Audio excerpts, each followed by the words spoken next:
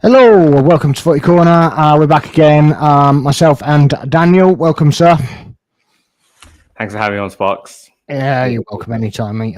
We're actually streaming on his channel as well. So if you're following him and subscribing to him as well, then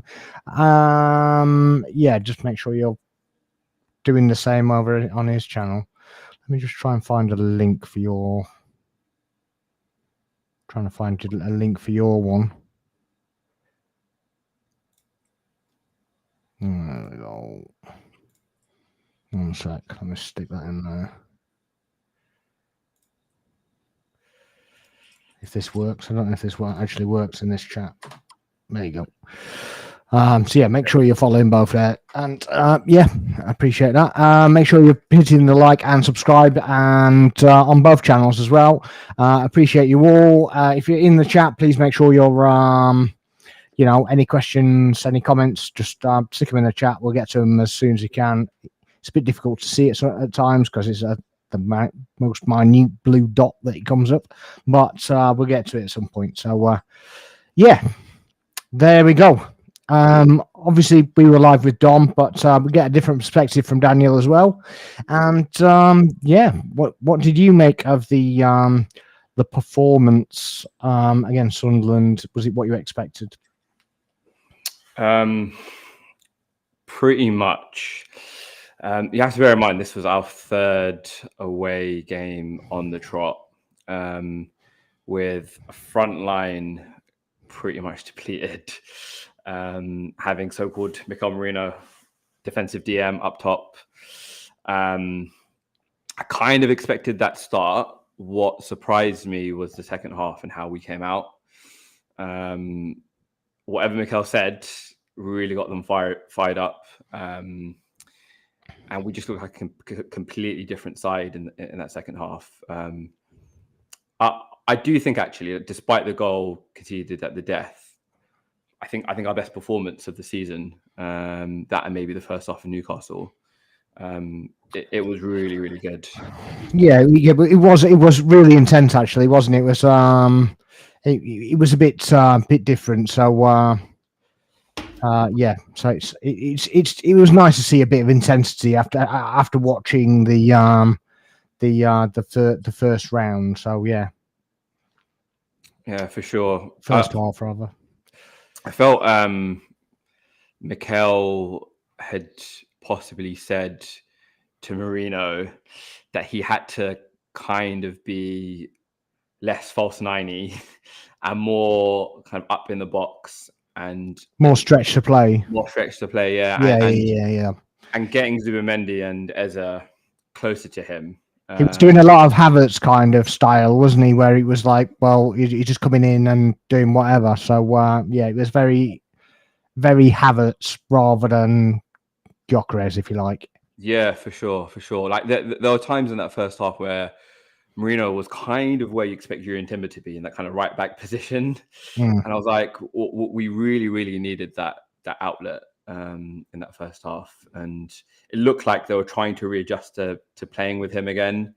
It felt a lot like the tail end of last season in that first half. But like I said, Eze and Zubimendi kind of being pushed up, kind of supporting him, kind of resulted in our equalizer. I felt so. Yeah. It was definitely a decent performance. John, welcome in, sir. How are you? I've seen you a few channels. Yeah, I've seen you about as well. Make sure you're hitting the subscribe and the liking. We've got both channels in there as well. Hit that other link as well. But great to see you, and nice to see you checking out the other channels when I'm networking in other channels. I try to make myself as obvious as possible without being a bit of a prat, you know what I mean? So there are other ones that kind of bait comments and stuff like that. I try to just say what I think, so not be a bit of a tool, but sometimes it's very difficult to do. But yeah, I appreciate you stopping by. But yeah, I mean, obviously we have attacking forces out at the moment, so the changes it's impossible to make any at the moment. With obviously Gyökeres we lost as well, so we had him for the first of the three, but not the next two. So yeah, there's pretty much no rotation, and hopefully by the time we get back off after this international break, when we get back, touch wood, we've got a few coming back. Yeah. As ever, it's the cluster injuries that kill you. Think back to our title challenge a couple of years ago when Saliba and Tomiyasu both got injured in that Europa League match. Tomiyasu was ever fit, was he? I mean, I'm not sure about that one, but but yeah, it meant we had to play Rob Holding for the duration of our season, which ultimately cost us the title. And when Gyökeres came off against Burnley, I was really worried. I have to say, obviously he kind of eased those fears when he bagged 2 against Slavia Prague. So you're thinking, more of the same, please. But you could just see, especially in that last 15 minutes, where the players kind of look spent, especially up front. We just needed the outlet. And Marino isn't a natural fit for that 9. So, yeah. Yeah, I mean, you said it was spent. I mean, Rice in the last home game, I can't remember who it was against now, but the last home game before the 3 away, he got to 60, 70 minutes and he just looked beat in that. So obviously he needs kind of some respite, doesn't he? Yeah, absolutely. With, I think, Havertz coming back, with fingers crossed, Martin Odegaard coming back. Madueke as well. Yeah. I mean, allegedly, they're calling them the Avengers online. Our front 5 who all been missing, they're all alleged to come back. And I think that kind of creative burden, you could see kind of Rice trying to do the utmost best to kind of get us ticking along again. Like Zubimendi as well, trying to kind of play those through balls. That cracking shot that he had that I thought was in. Just hit the bar. Yeah. You could see that those guys were taking up the mantle from Odegaard, if you like, to kind of get us up the pitch and get us firing again. And hopefully, with some more players back, we can kind of give the likes of Rice and Saka a bit more rest and rotation. So you just have to play an hour and then you can put somebody else on for the last half hour. Yeah, win the game in the first 60. And then... basically, yeah. But yeah, it's a lot of times with that we just don't get that that luxury, do we? I mean, it's obviously that they're all in the attacking line. There doesn't seem to be any injuries in the defensive line. There's no injuries in the midfield. They're all kind of focused on the attacking flair, if you like. And sometimes you just wish you kind of kept one of those and a defender's gone down or something, but it just never seems to work like that, does it? Yeah. I think when I do think to those last 15 minutes, you saw Sunderland power up from the bench and we didn't. It felt a little bit like the Mikel of old, where he would just kind of rely on the players out there. And there was an element of him kind of squeezing that lemon, trying to kind of get the most out of the players he had on the pitch. But I just felt like we needed a bit more control. Maybe Lewis Skelly could have brought that on for us if Mikel brought him on. Maybe a Norgard in the middle of that pitch. If Zubimendi was failing, if Rice was kind of looking a bit more tired and having a bit more solidity.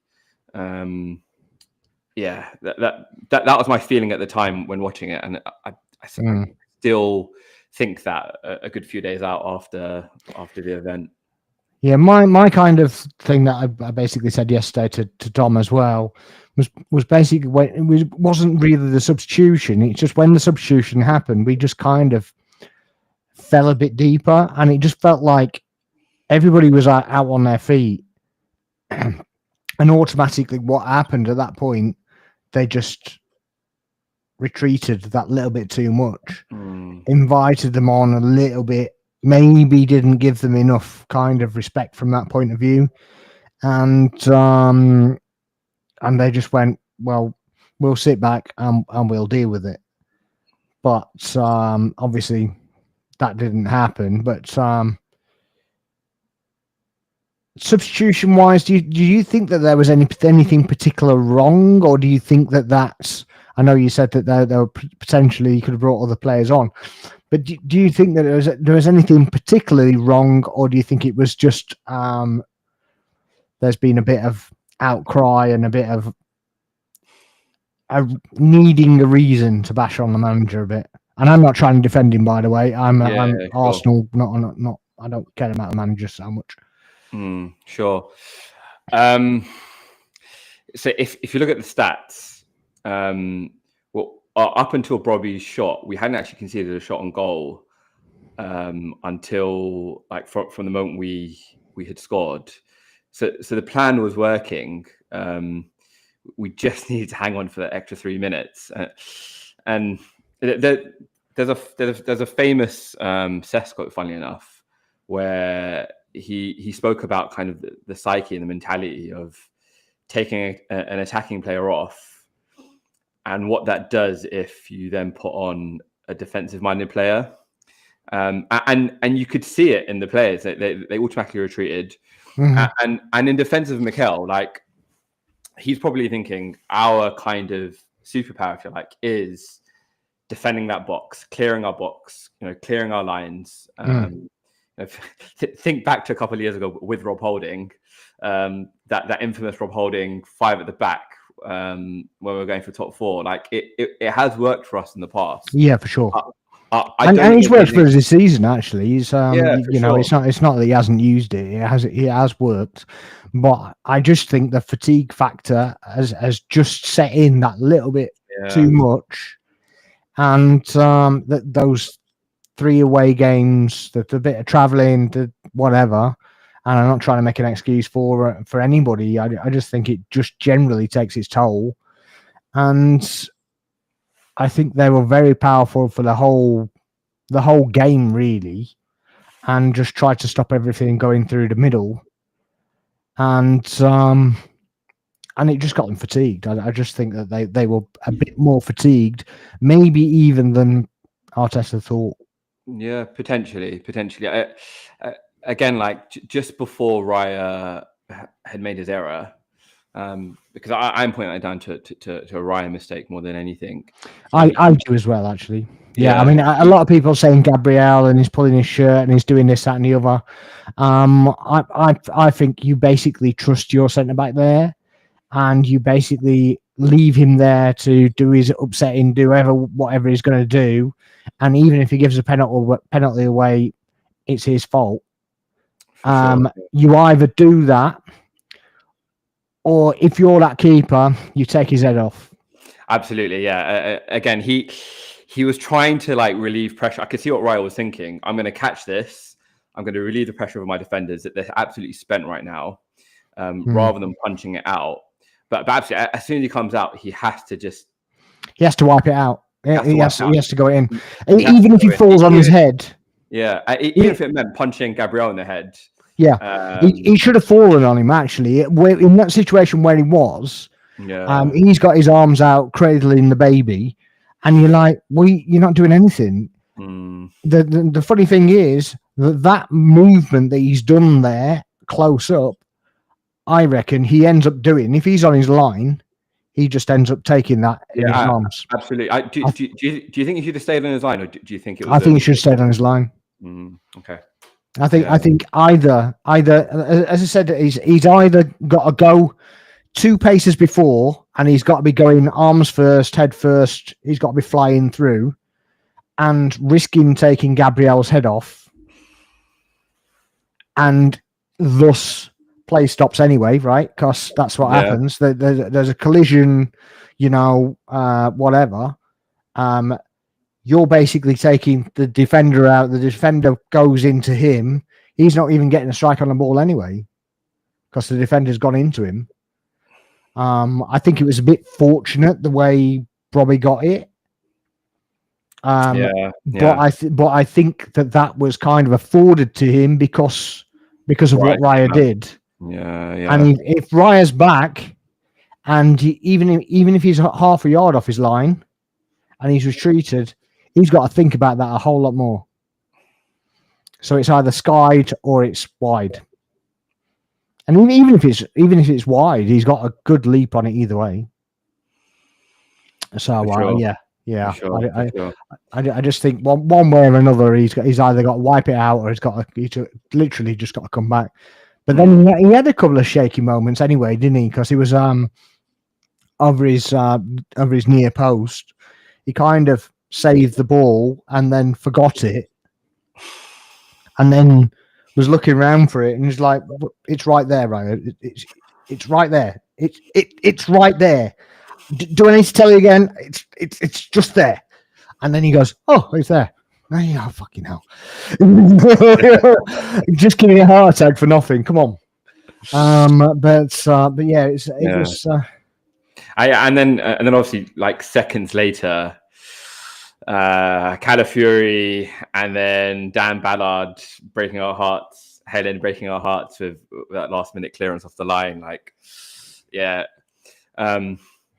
Ballard was he was the man of the match. He was he probably the player of the weekend.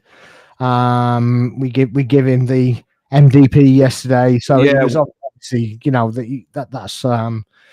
Give him his absolutely give him his flowers, but I want to get your take on this. Do you think we should have had a penalty when he elbows Marino in the head? Absolutely, yeah, without a doubt. Without a doubt. And I did you see the thing on TalkSport from Chris Foy? No, I didn't. So Chris Foy basically said, "You're never giving a penalty for that." All right, okay. And even I think it was Sam Matterface interviewing him, and I don't know if it's. We all know it's set up on TalkSport anyway. Yeah, of course. And he basically said that surely it's about protecting the players. And he was like, no, this, that, and the other. And he's like, and then I watched the City game. Infuriating. And there's a penalty for tripping over his knee. What Gyökeres pen at Newcastle. It was less than the Gyökeres one, I thought. He brushed it. And the Pope one. I thought they were less than that. And then, but I was like, well, you've got an elbow in his temple. Chris Foy is basically going, oh yeah, what did he say? He said, oh, it's a natural position. He's using himself to elevate himself. You're like, he's not even jumping. Yeah, it's a joke. Yes, the guy's not jumping. And then he was going on about balance and stuff. And I'm like, yeah, he's leaning the other way. You use the other arm for balance, not that one. Yeah, absolutely. Yeah. So I actually thought Paulson was terrible, but I don't think it was just terrible for us. I think it was terrible for both sides. I thought it was just crap. Paulson was Paulson. I thought Calafiori should have been booked quite early on. He didn't get booked. Hauser and Mendy got booked for a well-timed tackle because he literally gets the ball. Yeah, he got the ball and Xhaka went over, but he did the same move on Eza and nothing's given. So it's like, well, make it make sense, mate. Come on.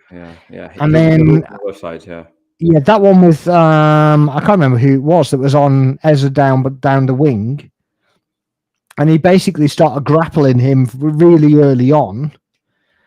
And Eza, it was Ballard as well, wasn't it? It was Ballard, yeah. And Eza put his arms around him again to basically try and steady himself, and he literally grabbed him and threw him to the floor. And he got a free kick. And somehow Ballard gets a free kick. What was also a bit infuriating was that there was a moment where in the penalty box, Calafiori gets pushed into a Sunderland player. He gets pushed into a Sunderland player. Yeah. And then Pawson gives the foul the other way. I'm like, what is this guy doing? Yeah, what is this about? It was just terrible. I think it was terrible. The thing, I'll tell you what I liked the most though was the commentary team that basically said, John Goodman, please don't get me started on John Goodman. He's awful. I just didn't understand it. So they basically glazed them for bringing in the advertising boards, right, to protect themselves from the 0 goals that we've scored from throw-ins, because the media says we're good at we're good at set pieces, literally playing into narrative, and it's just like, and when they're interviewing the manager at the end of the game, and he's like, oh yeah, you did this, and he's like, yeah, we did this, haven't you scored 2 goals from throw-ins? From long throws, because you've got your throw-in taker. So what about if you could have got the points by having a throw-in? You've just scuppered yourself. You're not stopping us. You're stopping yourself. I just don't understand. I just don't get it. I don't get it. But it was the glazing of them that they did all that it was, and then moved the advertising boards and this, that, and the other. Well, I think we do the same. I think we move them to within a foot of the touchline and go, right, go on then. Yeah. It's not stopping us at all. It's just not doing anything. It's just your fake media narrative that's just out there. It's just quite baffling, to be honest. Yeah. I always rage whenever Don Goodman happens to be commentating for our matches. He's just he's awful. Like there's a clear anti-Arsenal bias with him, but and this kind of cheerleading on for other sides. Like we complain about Neville, we complain about Carragher.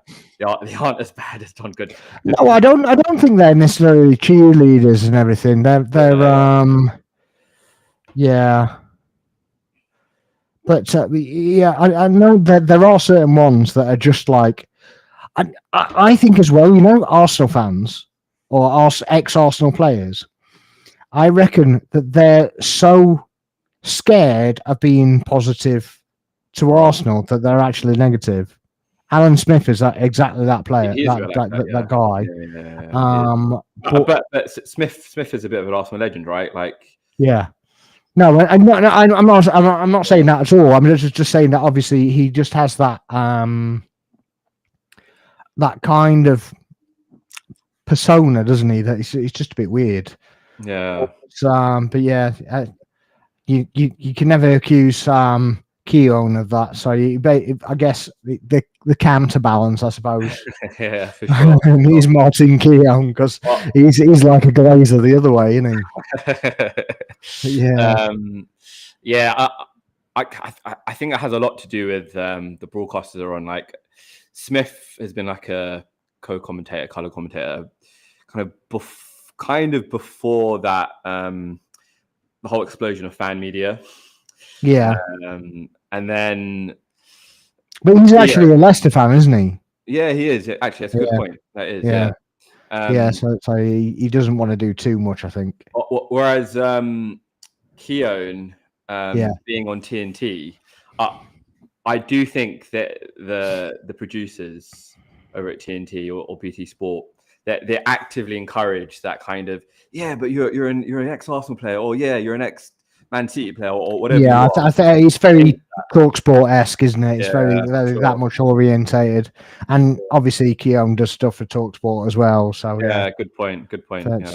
So he probably is bowing into that a little bit, and I think the producer actually of TalkSport is an Arsenal fan as well. So there's probably a bit of that goes on. Okay. I reckon a lot of the banter that comes from Cundy and O'Hara is aimed at the producer. I reckon that's kind of the thing that kind of goes on. But Adrian Durham, I reckon, is because his wife's an Arsenal fan. Okay, and he just winds her up. Interesting. Charlie put, hi Sparks, how's you? I'm all right, mate. I'm all right. Thanks for coming in the chat. Please make sure you're hitting the like and the subscribe. Anybody that's in here for both channels, the link's in there. Appreciate you being around. What will you say to FC fans who have Man City PTSD of them trailing them or sharks coming so they smell blood? Is Jurassic Park or Premier League? I would say we worry about ourselves and not worry about Man City at all. We know that they're behind, but we're on equal games, right? So at the end of the day, it's in our hands, and it ain't up to them whether they catch us up or not. It's up to us. That's what I would say. Yeah, I don't know what you would say to that. There's a long way to go. Like they've got Newcastle away next, which is not a given. At St James's, isn't it? But St James, yeah. I just don't know if they're the beast that they once were. I mean, for sure. Even at St James's, I don't think that's. I don't know. I think Man City will be all right. The first half of the season, going into February, I think it's going to be kind of a bit of a role reversal. Mm. So where we've petered off in the end, I think that they're going to do that.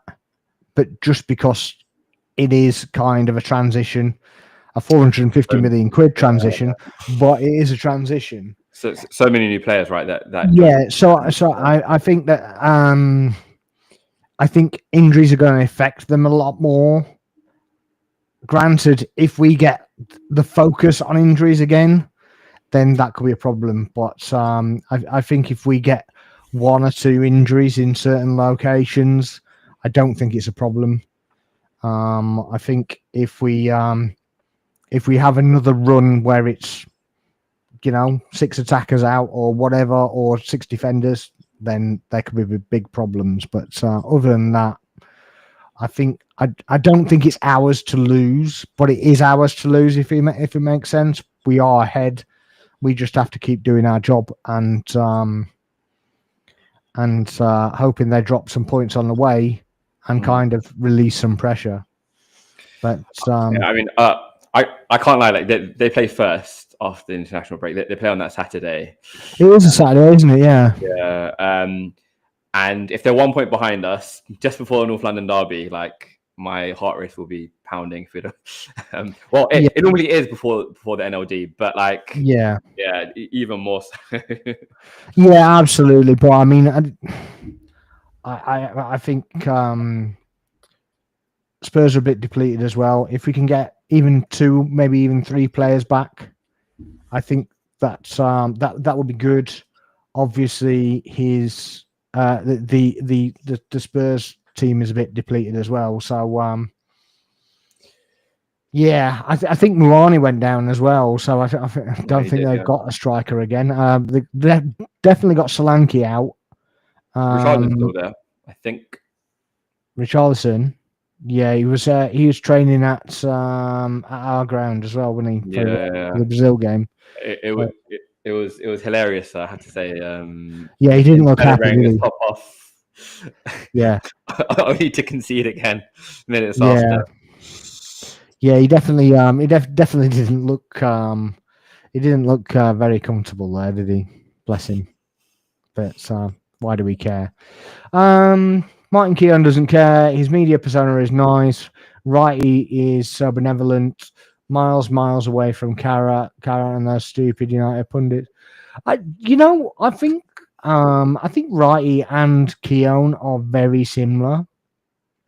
Righty just says it how it is, and Keown just adds a bit of he probably doubles up on the Arsenal stuff. He just like adds a bit of bias to the spice. Yeah, I think so. But I quite like Righty's, a legend anyway, isn't he?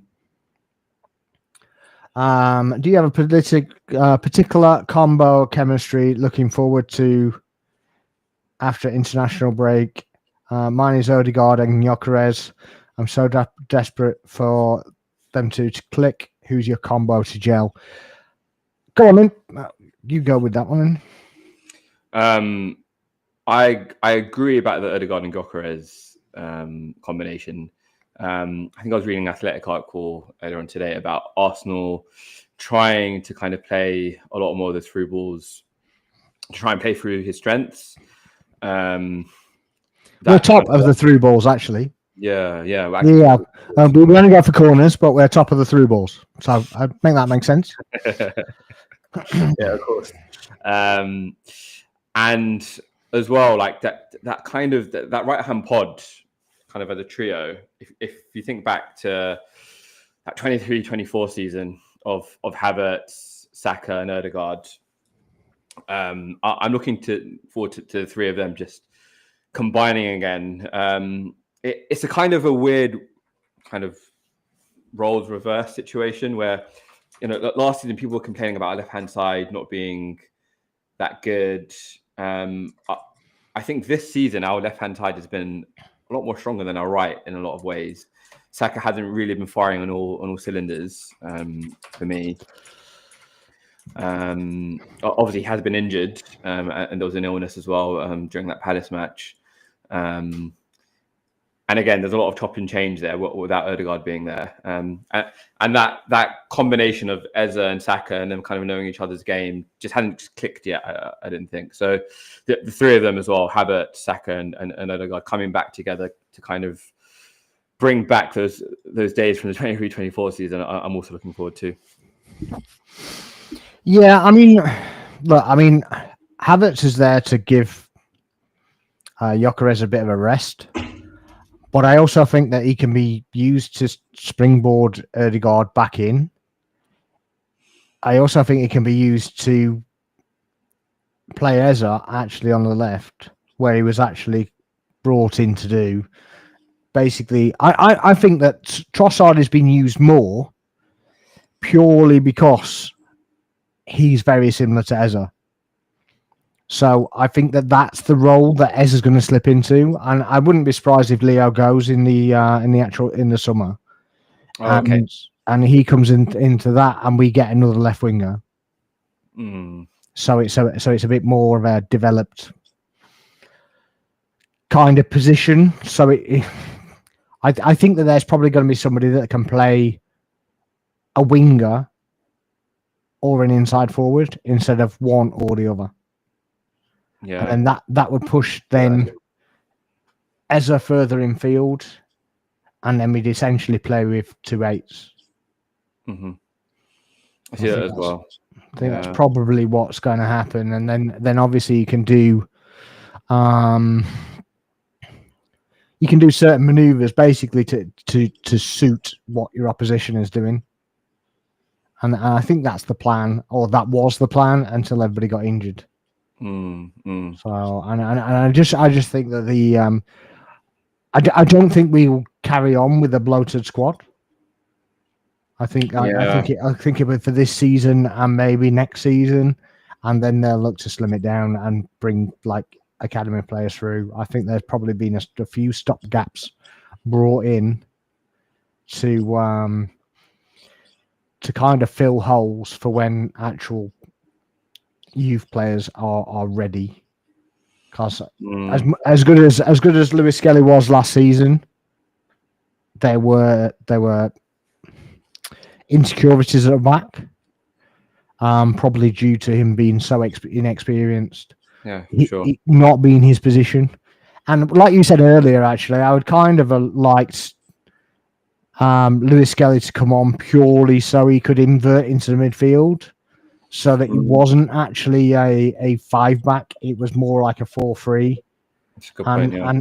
And then the forwards just doing their thing, just trying to break things up and not coming so deep. But that's another kind of deal. But Havertz is going to be. I think you're going to see Havertz and Gyökeres playing the same team, because he can bring the ball down, so he can be more direct. I don't know if you kind of noticed, and Dom mentioned it yesterday, that when Havertz kind of came back and in pre-season and such, like, he was stretching play rather than coming short and trying to play in front in pre-season. Yeah, in pre-season. Yeah, what do you make of that? What do you put that down to? What do you think that was the purpose? Was that? Do you think his game's going to change completely, or do you think that was kind of a temporary thing? I think Mikel has kind of honed in on the style now to be more direct, to kind of go over the top a lot more, to put those through balls in. I think he'd want Havertz to kind of do a similar job when he's up top, because it's kind of become our identity, if you like, in terms of how we play with Gyökeres. I think it will kind of take a lot to kind of go back to kind of that false nine position, which he wants him to go back to. Talking about young players, actually, I had a thought about Ethan. Yeah. Like, obviously, it seems that Mikel and maybe the club, maybe himself as well, has kind of shoehorned himself into this number 8 position. And it did occur to me that maybe Ethan could come on for the likes of Saka or maybe even Trossard. And then maybe having Saka back on that left-hand side and having Ethan as a right winger. But there does seem to be a lot of reluctance and reticence to have Ranieri as a right winger like he was playing last season. I mean, what are your thoughts, Box? So Ranieri, you're talking about Ranieri playing on the wing? Yeah, we just haven't seen it at all this season. Number 8. I think that's probably more to facilitate Downman than anything else.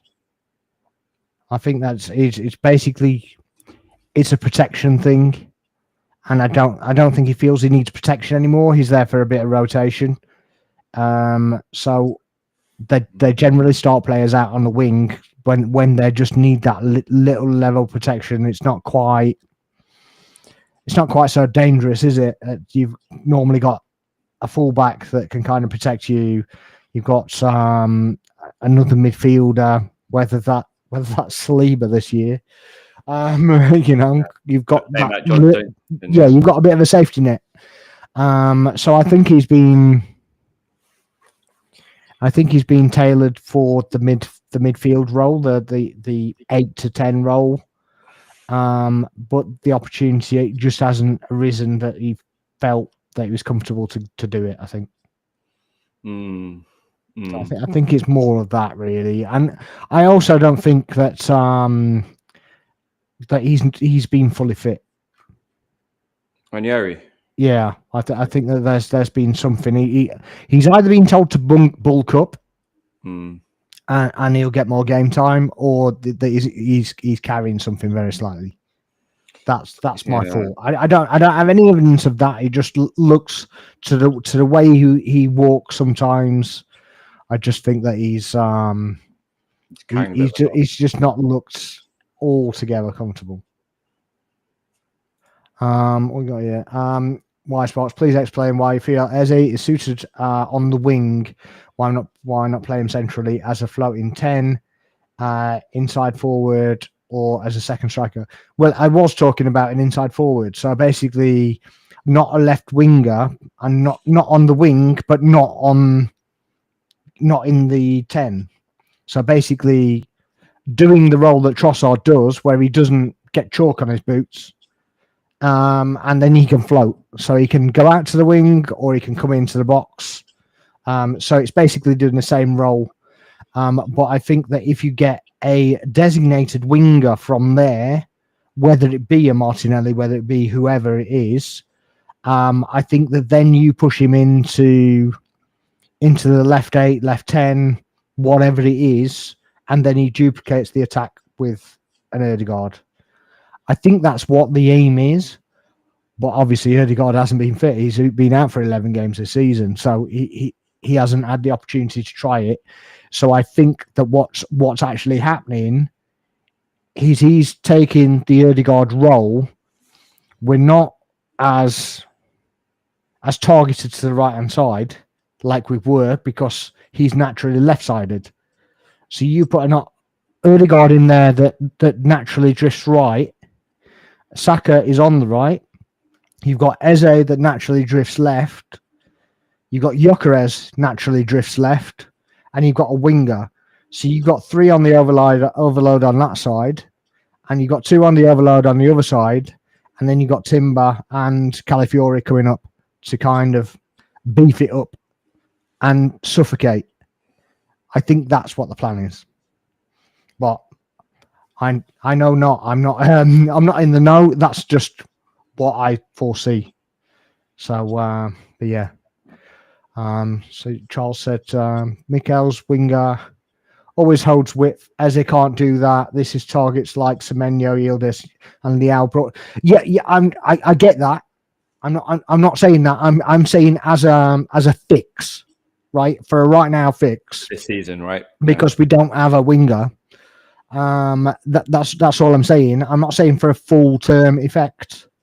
I'm just saying as a fix because he's been utilised, right? Because we don't have all our players. That's all I'm saying. So I'm not saying that you do that for the whole season because it won't work. It just it's just a temporary fix, mate. Richard Simpkin, evening all. I hope all is good. I'm not bad, Richard. I hope you're all right as well, mate. Yeah. Nice to see you drop into the channel as well. He's in our group as well. We can get him on the show at some point if he actually, wants to talk about United. Yeah, maybe.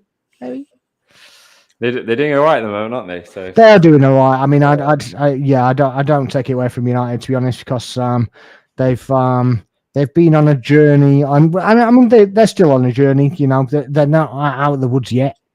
But I think they're heading in the right direction, and we've been there. We've been in the trenches, and it's depressing just turning up to watch your team lose. So I know exactly what it's like, especially when you've got expectations and such like of doing bigger things like Man United have. So they're more reputable than we are. So at the end of the day, it's. Yeah, we feel it. We're not quite as there as you are, but hopefully we get there. Hopefully can add some, and by the time you actually get back to winning ways, the gap's not so big. Hopefully we've got a few in the bag. But then we need overlapping fullback and not Calafiori, but maybe Hincapié, MLS. A definite no also. Yeah, well, MLS is probably a big reason as well because we haven't had any fit wingers, if you want to go with that. So specifically when Trossard plays, Lewis Skelly is not going to do the do because Timber inverts. So you don't want Lewis Skelly inverting as well. You need somebody that's basically going to bomb. And I tell you what, I don't know about you, but I love Calafiori. I just love that he's a bit of a maverick. Absolutely. I don't think he knows where he's going to turn up, let alone anything else. And I heard this kind of breakdown of him the other day, and it's so true.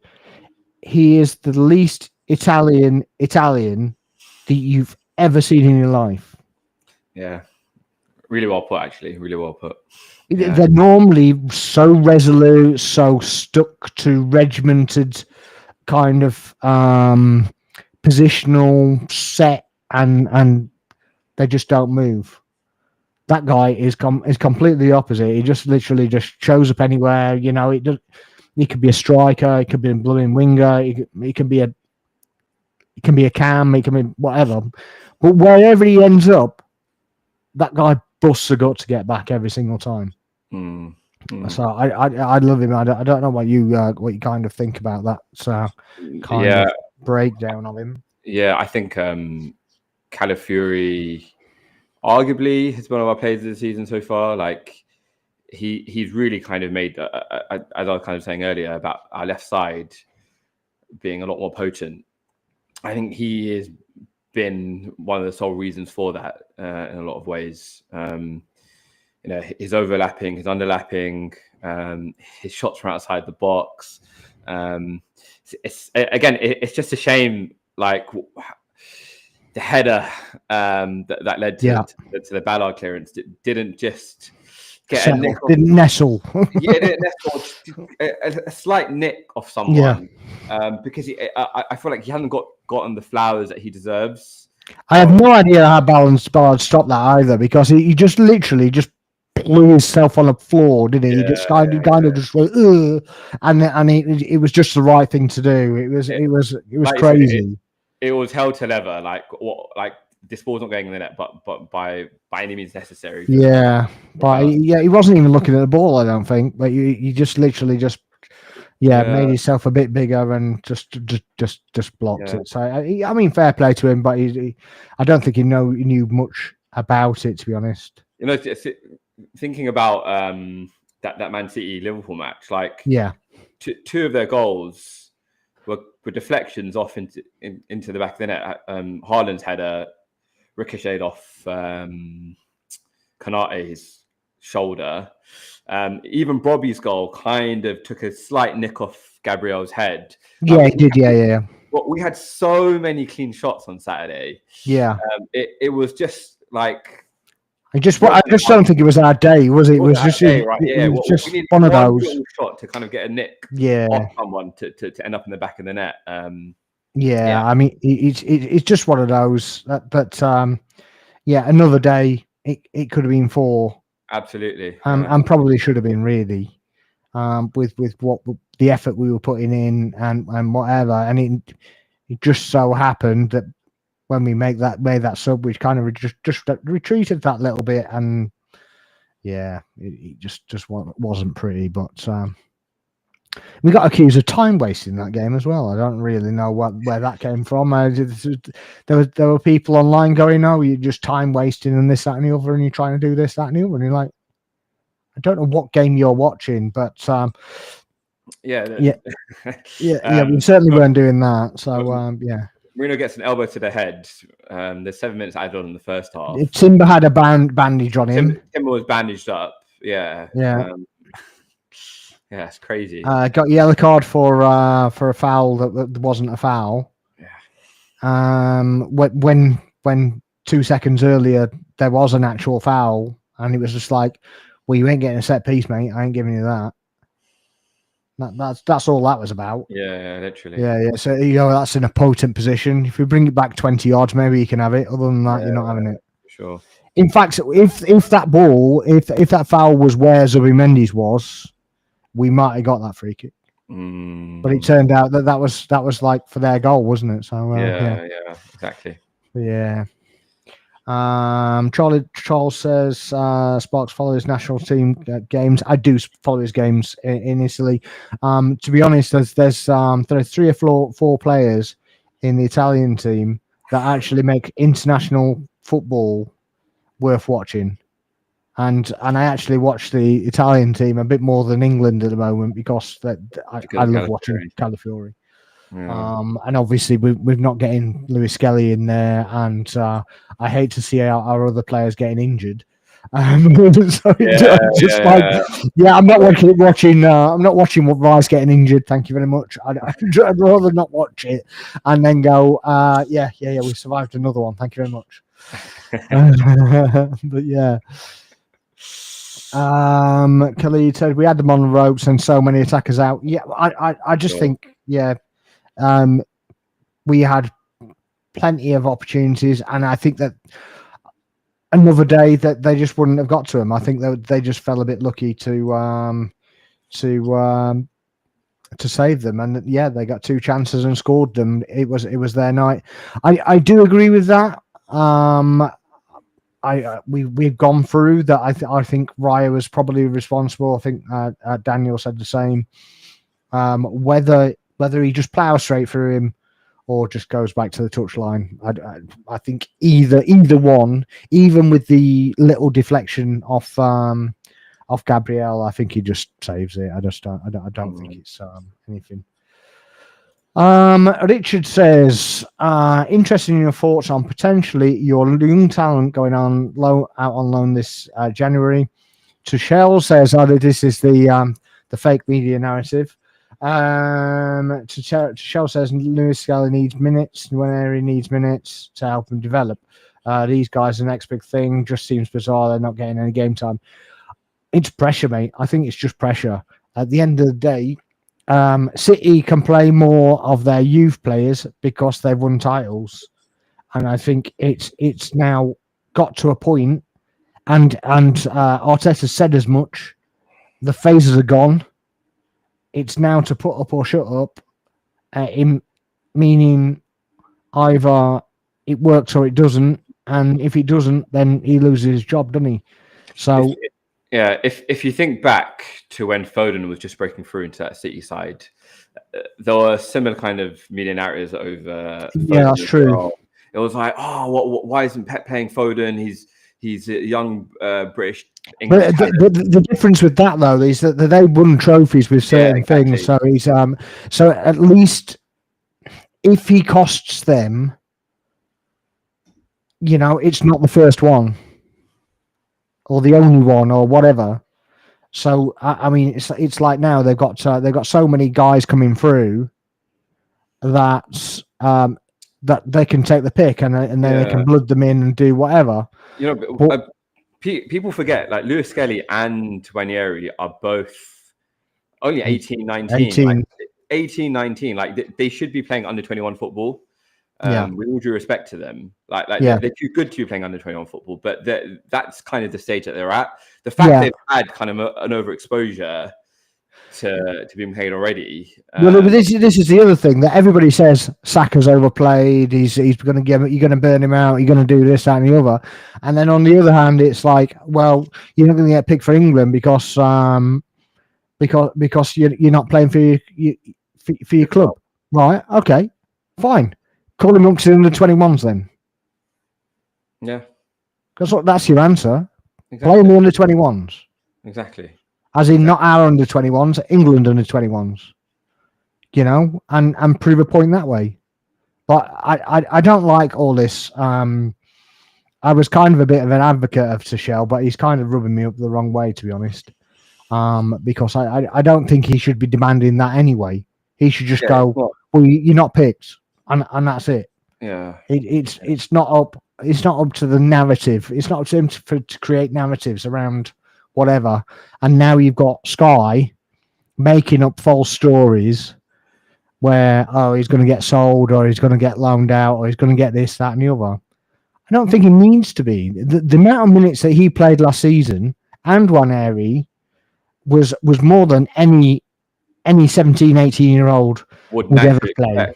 Absolutely, fully agree. So and pretty much, if it got to that point, it would be a case of, well, you're risking his body by playing him too much. So I don't really like that too much. And if we do think about January, if we do happen to get past Crystal Palace in that EFL Cup match, we would have a two-legged semi-tie. In Jan, there's Khairat Almaty that we have to play in the Champions League, which I'm sure both of them will get minutes for. There's an FA Cup tie in January as well. So the minutes are there. There's time, isn't there? There's games that they're going to play, because obviously the Khairat game is at home as well, which obviously they prefer to play them at home,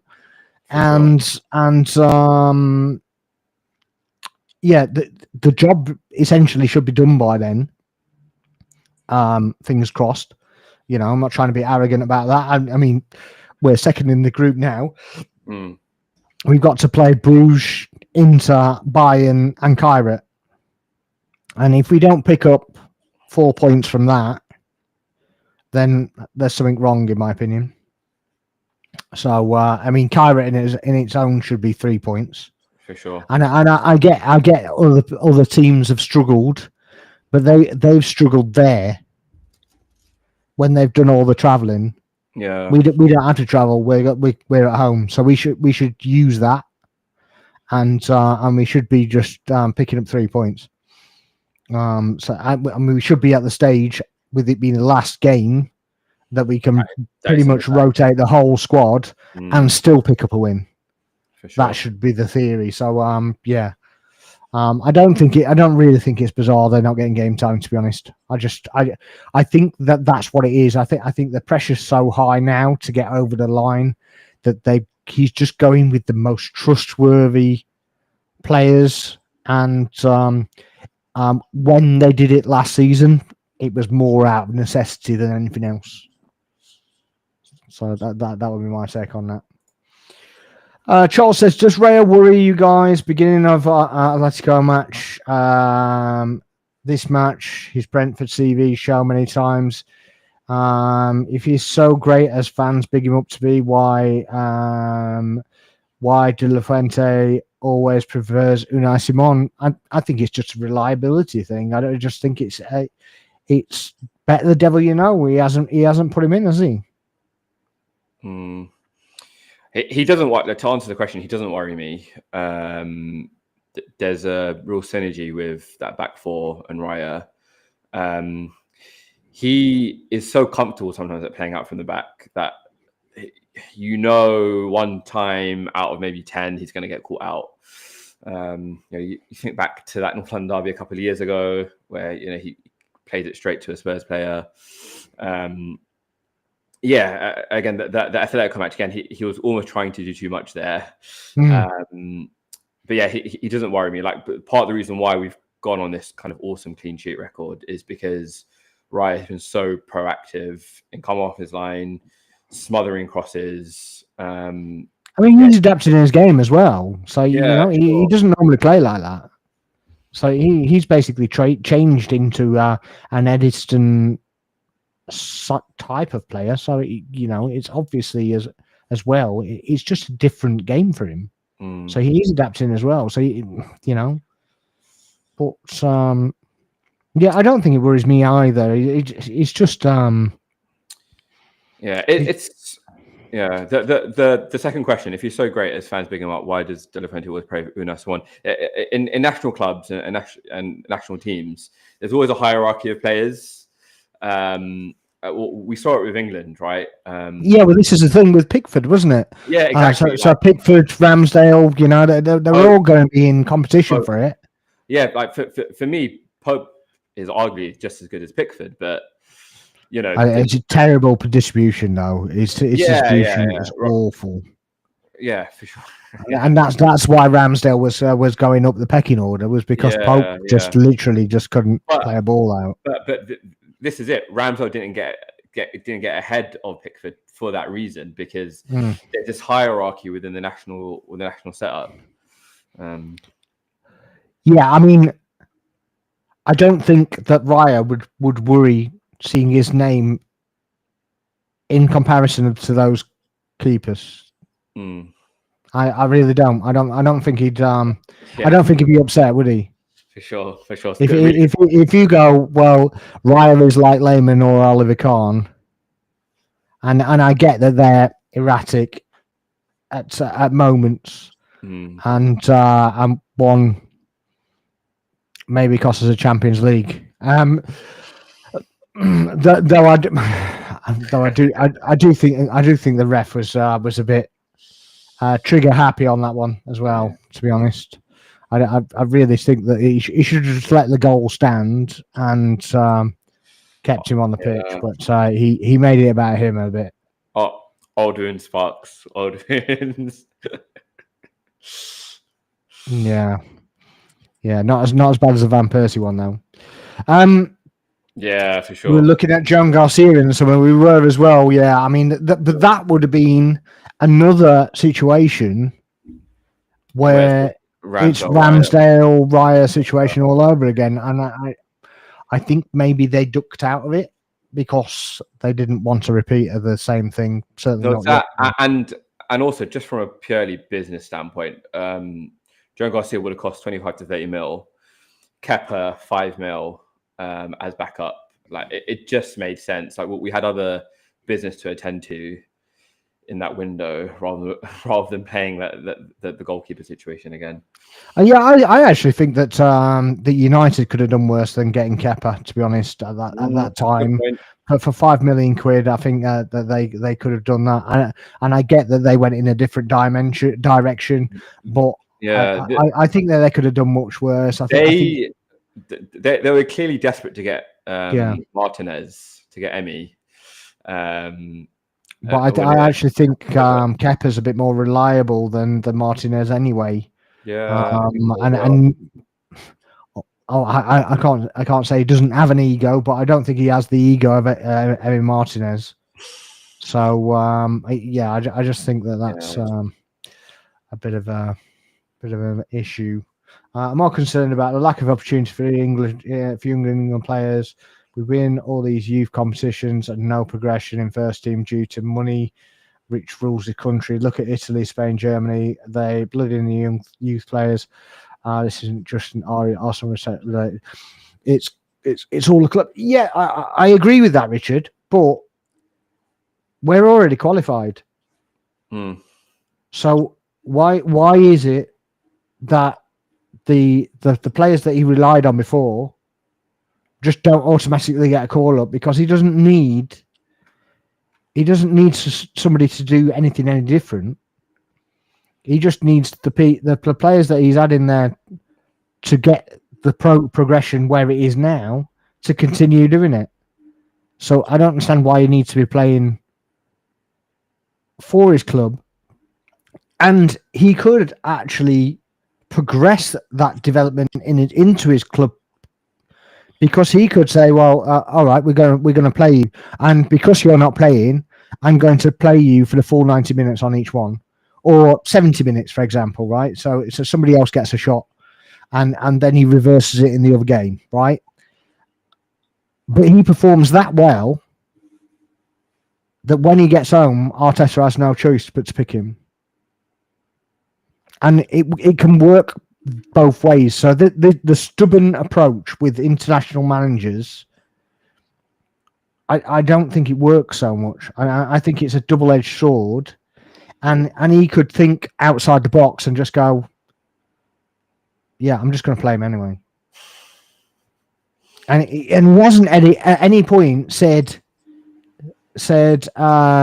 you know, I only pick form players. He hasn't done that, so it's there's no harm in doing that. But there we go. Don, welcome in, mate. How are we? I just got home, but wanted to stop by to wish you well. Well, thank you very much, mate. Hope you're all right. Hope the trains are a little bit better than yesterday. Yeah, and he got a bit stuck in the old train journey home, and on a single line. Basically got a broke down train in front of him. He didn't know if he was going to get home and make it or not. So yeah, but yeah, Ramsdale and Ray. But I think that's what John Garcia would have given you. Sure. Yeah, and yeah, really good point. Yeah, I actually think for £5 million, and have we got one of the better second keepers at least? I mean, how many teams does he get in as a first keeper? I'm not even sure he's not better than Sanchez. Yeah, the vast majority, I think. Yeah, I don't even know why they sell him. Yeah, you know, I just keep him. But yeah. I'm very glad Ramsdale didn't go to Chelsea because I am as well. I don't want a reason to hate him. Yeah, I didn't need that. I didn't need that in my life. I don't mind him in Newcastle, to be honest. Even if he's playing second fiddle, I do feel sorry for him. Yeah, definitely. So yeah, but yeah, welcome in, Trimless. Guys, make sure you're hitting the likes and subscribing to the channel. I appreciate you. Appreciate that. Kepa is a class backup who won't complain. Yeah, he's come in as a backup. Whether he actually pushes to be a number one, I'm not sure he will. I'm not sure if he's really that bothered. Maybe he is. Maybe he isn't. I don't know. But he'll get cup games. I mean, he'd have got the Champions League game, wouldn't he? If he'd been fit. I don't know what was actually wrong with him. Yeah, good point. I think it was something to do. I think it was something to do with his thumb or something. I don't think it was anything major, but it just yeah. Ramsdale is at his level right now. Do you think he can start for anybody in the Premier League? Who, Ramsdale? Ramsdale, yeah. Yeah, a number of clubs. Chelsea included. Yeah. I agree he could have started for Chelsea when I mean, Sanchez hasn't been too bad apart from getting a stupid red card. But in fact, didn't he get 2? I'm not sure if he got 2 or not, but he definitely got 1. Yeah, it was 1. Yeah. But I think Kepa's better than Sanchez. Certainly of Sanchez of last season, if you're going to go with that. Yeah, I think Ramsdale's better than Vicario at Spurs. Yeah, probably better than Vicario, especially at playing out. Yeah, for sure. Positional play. Did you see Vicario's positioning for the United goal? Yeah, it was awful. I was like, wait, are you a professional keeper or something? I just couldn't stand. He was going backwards in the goal. I mean, the only thing is, if you go backwards, you've got to propel yourself off the back foot. Yeah. And yeah, so Dom's agreeing with Trimless. 100%. Yeah. So yeah, he could start for Bournemouth. The irony. Yeah. Absolute hands down. Yeah, and West Ham. Yeah. And West Ham. And Palace. For sure. Spurs. Yeah, I agree with this as well. I think Fabianski is better than Vicario. I really do. I mean, not the one we had, but yeah, peak Lucas. Yeah. Peak Lucas for sure. Yeah, but I definitely agree with that. I think I think he's lightweight. I just don't think he's. You want a goalkeeper who commands the box and gives your defenders serenity. Vicario inspires the complete opposite of that. He inspires nerves and nervousness with his positioning. Yeah, maybe Henderson. Yeah, maybe. Yeah, maybe.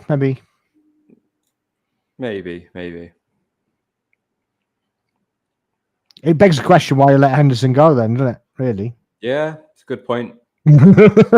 Just make that question now, doesn't it? Good point. Why would you let him go if he's better than him, though? Yeah, it's a bit mad because obviously we're struggling for a keeper as well. Well, I mean, Onana, I guess, and he didn't want to play second fiddle to Onana. Yeah. So, yeah, I'm not sure it is. I think they're probably right. I think it is Henderson. I think they're probably right, to be honest. Just, yeah, well, I said this at the time as well. Absolutely, you shouldn't let him go. Balmy. 2 years too early. The whole scenario of offering him a contract and then taking it away, I just felt was really, really poor form from them. Hilarious from the outside, but no, I'm not laughing at that. I'm laughing at this.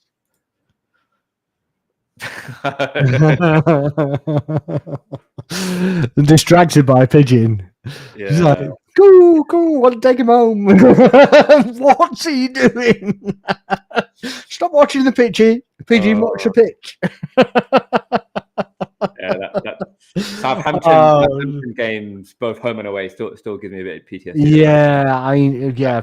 In that season, complete red flag, wasn't it? That Jesus, absolute red flag. Yeah. Trimless, you have to get in our group, and if you want to come on at times, you just have to give us a shout, mate. I can add you to the group when we're done if you want. But yeah, it was so bad. So bad.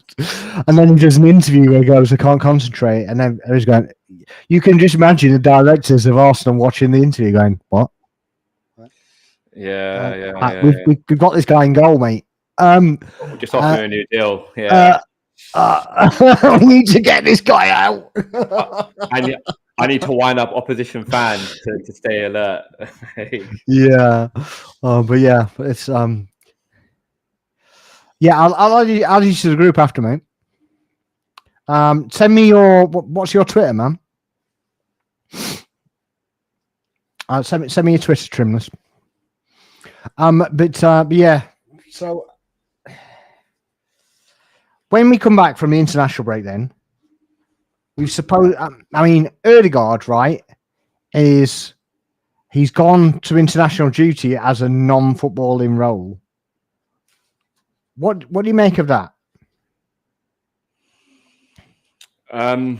He is the captain for Norway, so I can see it from that perspective in terms of him having that leadership role within that group, and him having that role on the sidelines. I'm okay with it. It keeps him connected to the group.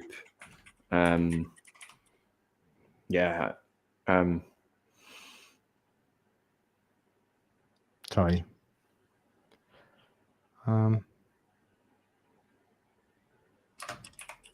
Sorry, I'm trying to find him on Twitter. Oh, Trimless. Oh, is that it? Trimless Guna. That was the one. Is it Incognito Cali 7? Is it that one?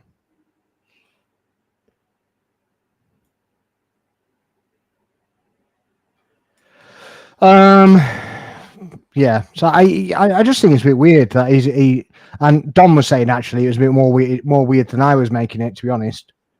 And it was like, well,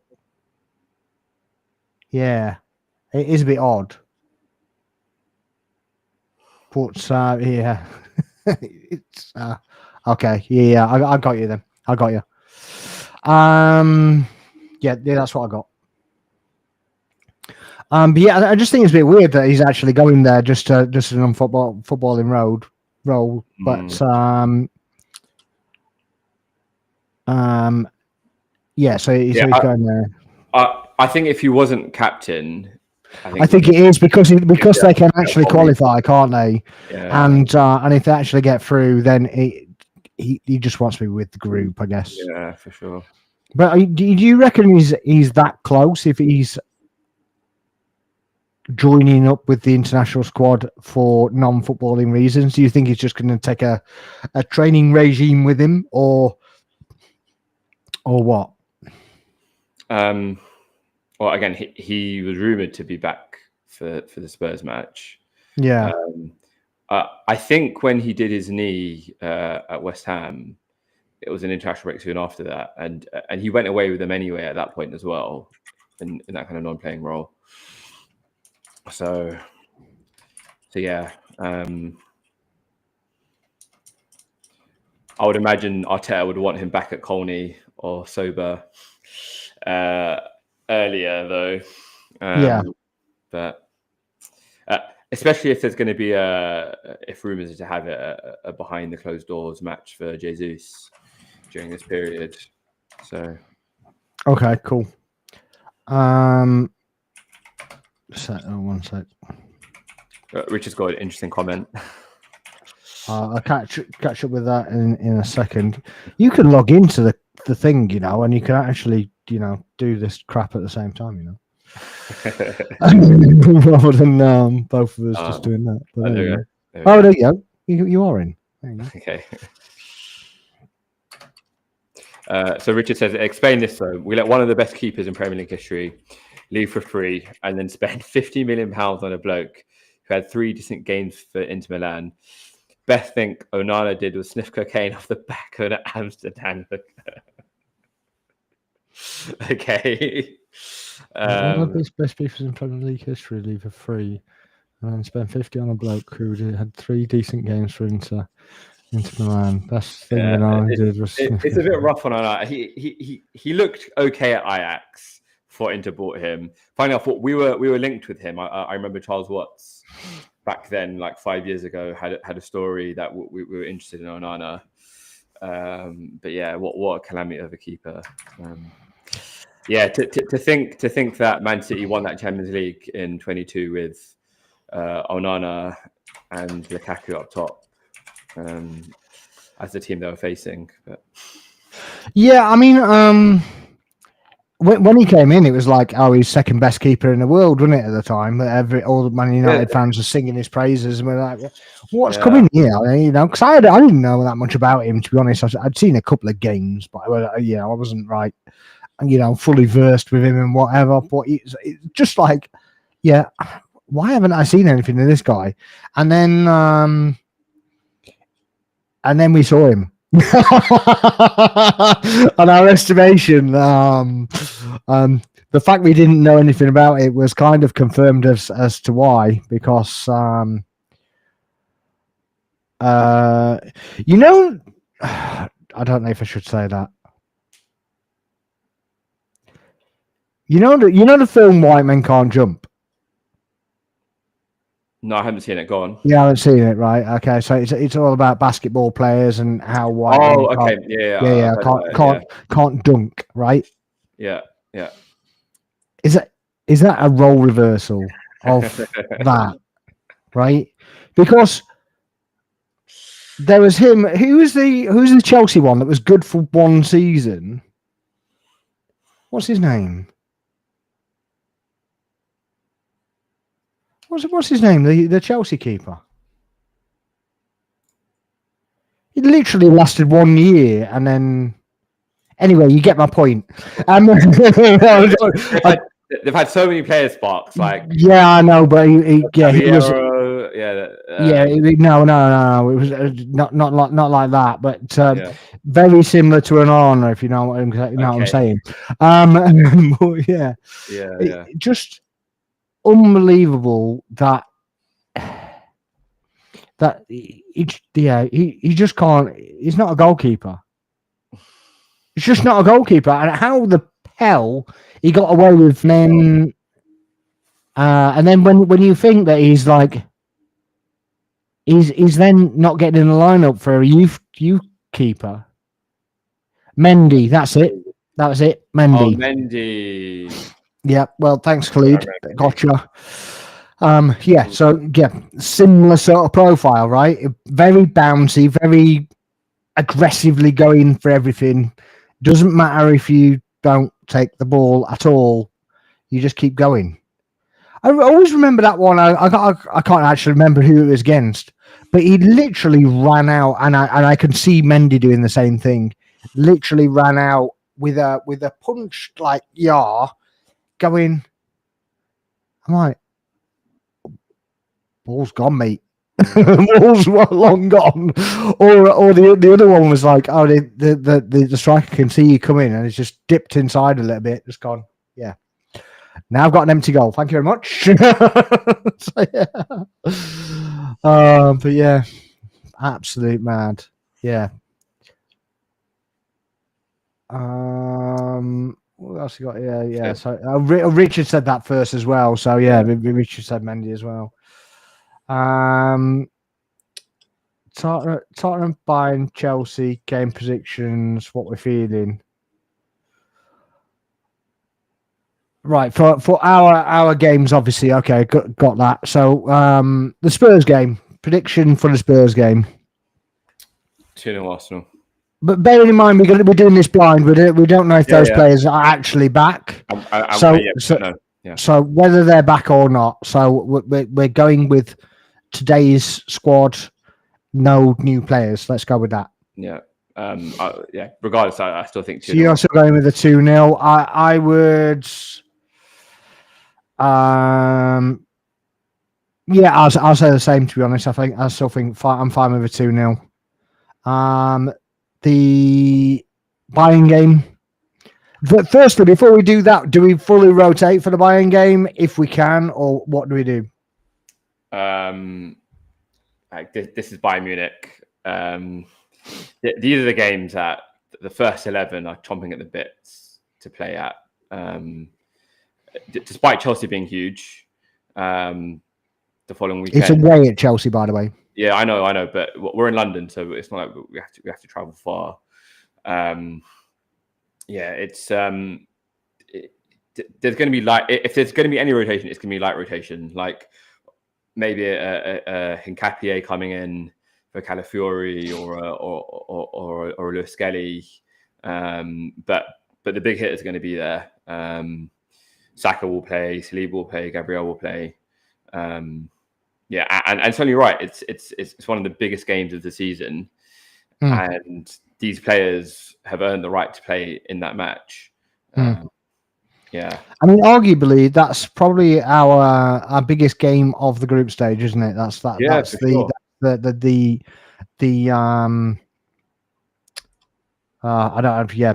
main game, the star of the show, if you like.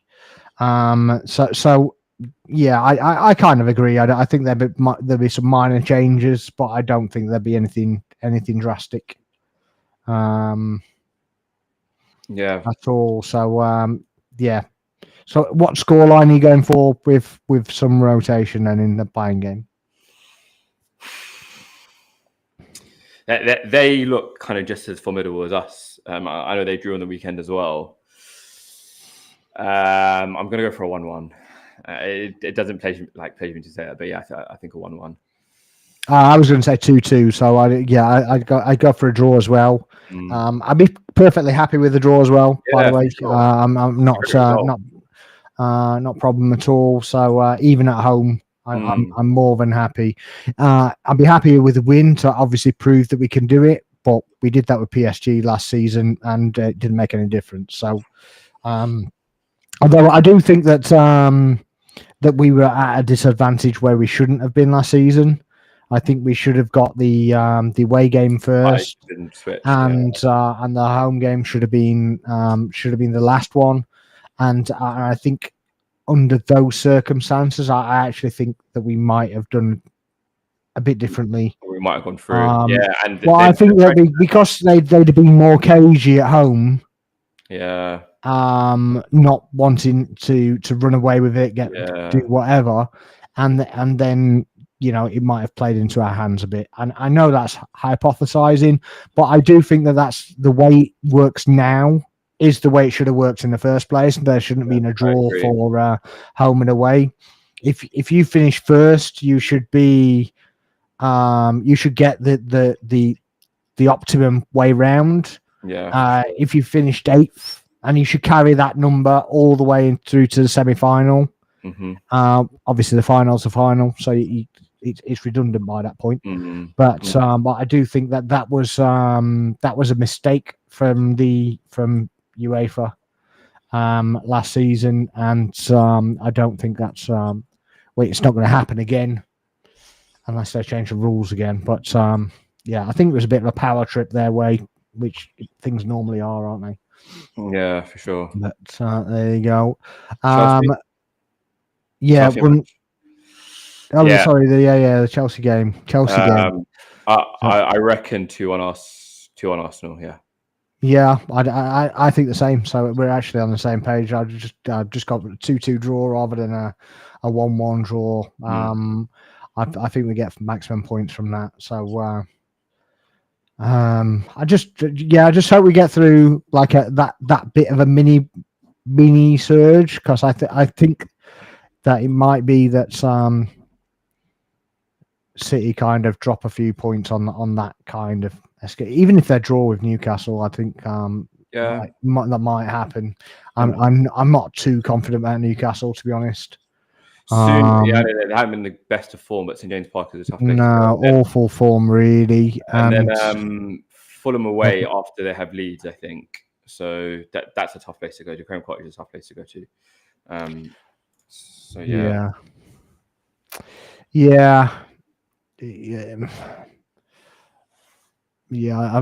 not sure that they drop points there either. Fulham aren't in a very good run either, and then they're at home to Sunderland, so. And we have Villa that week, so I'm not entirely convinced. But anyway, we can keep going with that crap until we're blue in the face. You just got to take each one game at a time and just keep doing our stuff. Yeah, that's what Mendy did, isn't it? Yeah, won the Champions League. Off he went. Onana did it opening day against Wolves, punched the bloke clean in the jaw and got away. I don't know how he got away with that.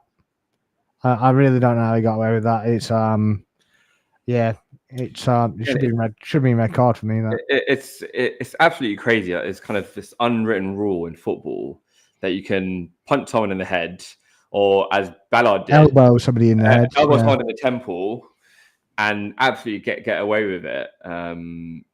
No, I get that they're trying to let things go and whatnot, but I just there's certain things that just shouldn't be let go. Yeah. And a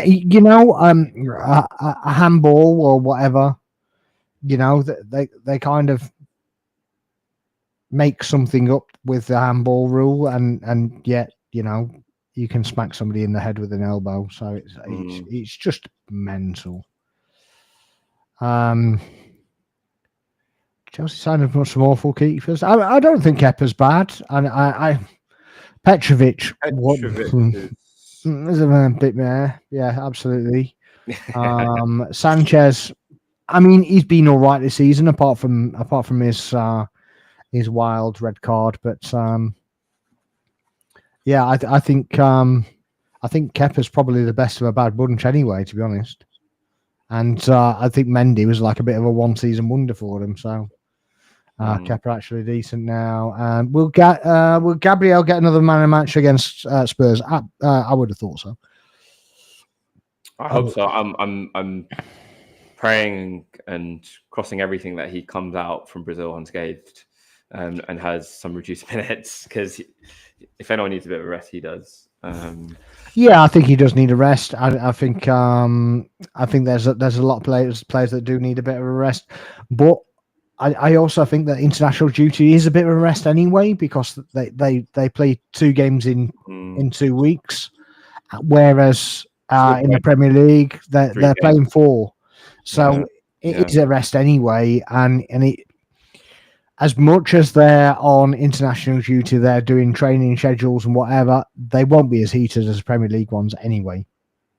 Yeah, it's a good point. So they're probably seeing, apart from the players that aren't actually fit, they're probably seeing lesser kind of training schedules than over there. I don't know if you saw as well that there was rumours that they were going to put the first team players in a under 21 game last night, and there's a behind closed doors friendly to kind of get the injured players back. I don't know whether you've seen anything about that, have you? I heard rumours about a behind closed door game, but specifically for Jesus, I think Criminus. We go back to that, because I think we skipped over that, didn't we? Yeah. Where is it? It's up there somewhere. Here it is. In fairness, it was him that distracted us with the pigeon. So it's your own fault, Trimless. Okay. So excuse him for sticking to it. Yeah, he's another player who can play across that front line, a sort of plug and play player. We've seen him play off the left. We've seen him play 9. We've seen him play as a Saka rotation. So I'm just glad we've got another quality option to be able to play. If we can get half of the player he was in that 22-23 season, where if he didn't do his knee at the World Cup, we probably win the league. Well, he was actually coming back. He was actually getting decent form when he got injured again, wasn't he? So he wasn't. He was, yeah. Again, he wasn't actually bad. He was starting to get those minutes again, starting to look good. He scored a couple of good goals against Palace, I seem to remember. So if he can come back and not break down, because we know how it is with these long-term injuries, they end up getting these other little niggles. Then it's good news for us. The thing is, we need to get him to the end of the season, really, with a bit of time under his belt, so that we can sell him, really. Yeah, and which is why kind of these cup competitions are so important, really, for the players like Jesus, Yeah. To have some regular playing time. Yeah, but it's just nice to get everybody back, really, and just have the options off the bench and just Yeah, I mean, I can see him not even making the bench, to be fair, initially. What, even over Christmas? Maybe just after that Christmas period, because there are so many games. But Yeah, but he's supposed to be back middle of December, isn't he? Initially, that's when he was penciled in for, but he started contract training. Right, so he's basically more or less ready. He's more or less ready to go. Yeah, he's ready to go. Well, I but mean, hopefully he's there as an option, isn't he? And yeah. then we can stick him in there. So Yeah, we can only hope that he's back and raring and yeah, we can get this thing done so we can actually. It wouldn't surprise me if he doesn't make the bench for Spurs, because he's going to be at sober. I wouldn't imagine he's gone to Brazil.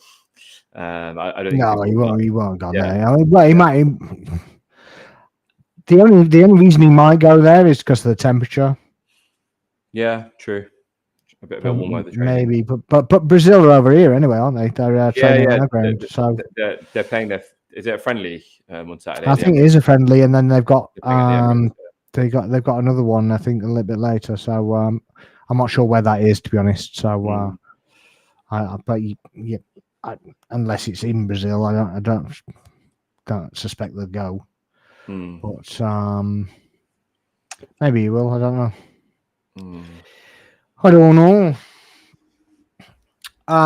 What have you got coming up yourself, Daniel? With regards to?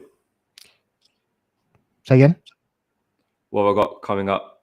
Yeah, what you got coming up on your show? Okay. Yeah. Well, we've got the next clash of the Reds coming up. Hopefully on Friday. If not Friday, then sometime next week. We had to postpone because I was ill yesterday. I had a fever, so all the boys were. I let down the lads, unfortunately. So hopefully we can put our show up either on Friday or sometime next week.